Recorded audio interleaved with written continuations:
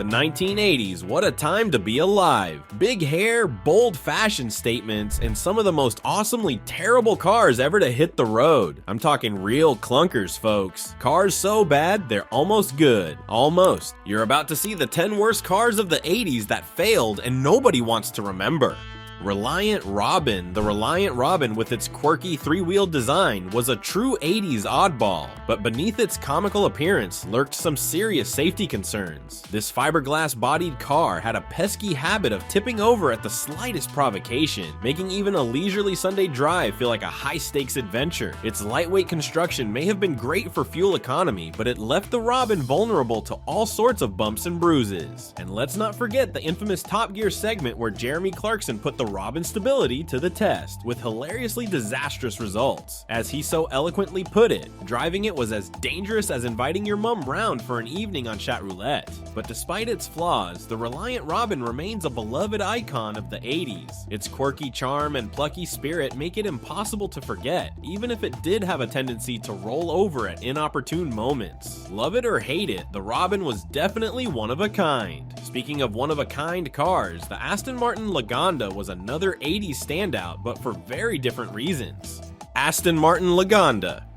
The Aston Martin Lagonda, on the other hand, was the epitome of 80s luxury gone wrong. This sleek, futuristic sedan boasted cutting-edge technology, like a digital dashboard straight out of a sci-fi flick. But beneath its stylish exterior lurked a host of problems that would make even the most diehard Aston Martin fan think twice. For starters, the Lagonda's electronics were about as reliable as a politician's promise. Owners often found themselves stranded on the side of the road, cursing the very gadgets that were supposed to make their lives easier. And if you thought the electronics were bad, just wait until you hear about the fuel consumption.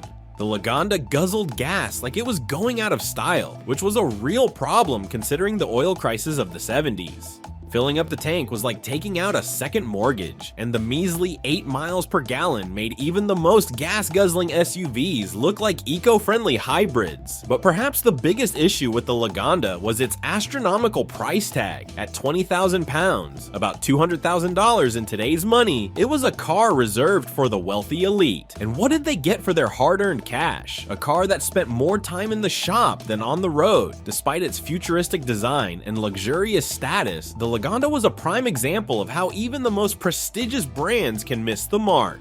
It's a cautionary tale of what happens when style trumps substance, and a reminder that even the most advanced technology is useless if it doesn't work. But the Lagonda wasn't the only 80s car to fall short of expectations. Another notorious example was the Yugo GV, a tiny hatchback that promised big things but delivered nothing but headaches. The Yugo GV was a veritable poster child for automotive mediocrity in the 1980s. This pint-sized hatchback, hailing from the former Yugoslavia, quickly earned a reputation as one of the most notorious lemons to ever grace the roads. Its shoddy build quality and propensity for breakdowns made it the butt of countless jokes and cemented its status as a symbol of inefficiency. Owners of the ill-fated Yugo often found themselves stranded on the side of the road, cursing the day they ever laid eyes on this mechanical monstrosity. The car's flimsy construction left it vulnerable to all manner of malfunctions, from faulty electrical systems to engines that sputtered and stalled at the most inopportune moments. It was as if the Yugo had a personal vendetta against its drivers, determined to make their lives as miserable as possible. But the Yugo's infamy wasn't limited to its underwhelming performance. Its very name became synonymous with failure and disappointment, spawning a litany of derisive quips. As one popular joke went, "What do you call a Yugo with a flat tire? Totaled." Another zinger suggested that the best way to double a Yugo's value was simply to fill up its gas tank. Yet despite its well-earned reputation as a lemon, the Yugo GV remains an unforgettable part of automotive history. Its legacy as a cautionary tale of shoddy craftsmanship and poor design endures to this day, reminding us that sometimes the most memorable cars are the ones we'd rather forget.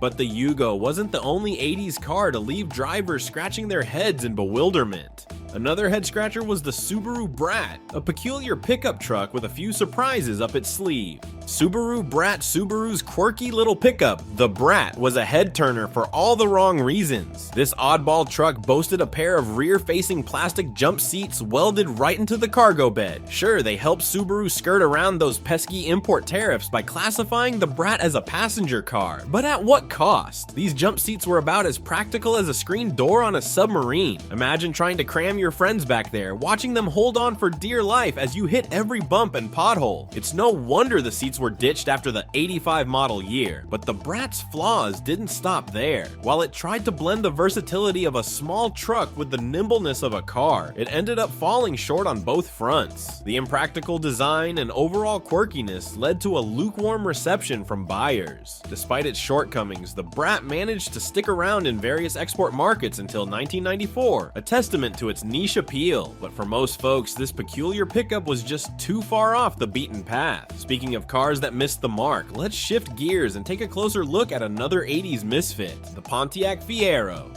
The Pontiac Fiero, a mid-engine sports car with plastic body panels, seemed like a radical departure from the norm, but beneath its sleek exterior, the Fiero was plagued by a host of issues that quickly tarnished its reputation. Early models were saddled with anemic engines, like the Iron Duke 4-cylinder, that struggled to break the 100 horsepower barrier. This lackluster performance left many drivers feeling let down, especially given the Fiero's sporty appearance. To make matters worse, the Fiero gained notoriety for its tendency to burst into flames, a safety hazard that sent shockwaves through the automotive world. The car's cobbled together design, which borrowed parts from other GM models not intended for a sports car, resulted in poor handling and a less than stellar driving experience. The lack of power steering and temperamental brakes only added to the Fiero's woes. Despite its innovative styling and mid-engine layout, the Pontiac Fiero struggled to shake off its bad rap. It was a classic case of a car that promised the world but delivered disappointment. But the Fiero wasn't the only 80s car that left consumers scratching their heads. Another automotive oddity was the AMC Pacer, a vehicle that boldly went where no car had gone before, for better or worse. Remember the AMC Pacer? This automotive oddball from the 70s had grand ambitions but fell short in execution. AMC envisioned the Pacer as a game changer, a compact car that would leave rivals like the Chevy Vega and Ford Pinto in the dust. But when plans for a fuel-efficient Wankel rotary engine fizzled out, the Pacer was stuck with a thirsty inline-six that guzzled more gas than its competitors. The Pacer's unconventional wide, bubble-like design prioritized passenger comfort and safety, but its poor aerodynamics and hefty weight dragged down performance. Even that longer right side door for easier backseat access couldn't make up for the Pacer's impracticality. Quality issues and lackluster performance quickly tarnished its reputation, and sales nosedived. By 1980, fewer than 10,000 Pacers found homes annually. Despite its failings, the AMC Pacer remains an iconic part of automotive history, immortalized in pop culture by appearances in movies like Wayne's World. Love it or hate it, this quirky car was undeniably memorable, but the 80s had no shortage of automotive misfits. Another eco-warrior that missed the mark was the pint-sized city car, a plucky electric vehicle with big dreams but limited range. Komuda Car City Car. Remember the pint-sized city car? That plucky electric vehicle from the 80s with big dreams but limited range. This tiny two-seater was the brainchild of Sebring Vanguard, who hoped to cash in on the eco-friendly car craze. But the city car's good intentions couldn't make up for its shortcomings. With a top speed of just 28 miles per hour and a range of only 35 miles per charge, even less with hills or cold weather, the city car was more suited for puttering around the neighborhood than tackling the daily commute. And let's not forget the safety concerns. The city car's shoebox-like design might have been eye-catching, but it left much to be desired in terms of crash protection. Despite upgrades like real doors instead of flimsy plastic curtains, the city car struggled to shake off its reputation as a flimsy death trap on wheels. It's no wonder that consumers ultimately gave this pint-sized pioneer a hard pass, but the 80s had no shortage of automotive letdowns. Across the pond, another car was gearing up to disappoint, the Citroen Visa.